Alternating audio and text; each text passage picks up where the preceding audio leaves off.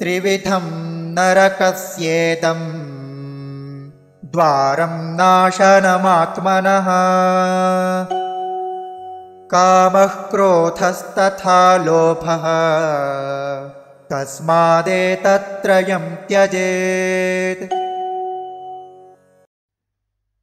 त्रिविधं नरकस्य इदं द्वारं नाशनम् आत्मनः कामः क्रोधः तथा लोभः तस्मात् एतत् त्रयं त्यजेत्।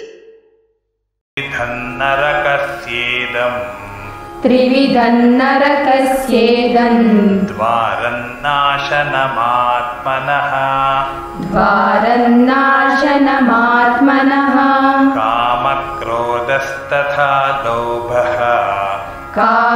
क्रोधस्तथा लोभः तस्मादेतत्त्रयं त्यजेत्। त्रिविधं नरकस्येदं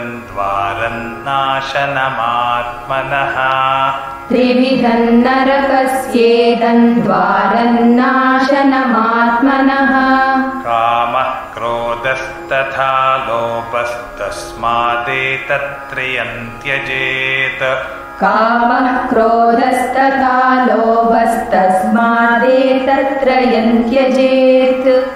त्रिविधं नरकस्येदं द्वारं नाशनमात्मनः कामः क्रोधस्तथा लोभस्तस्मादेतत्त्रयं त्यजेत्।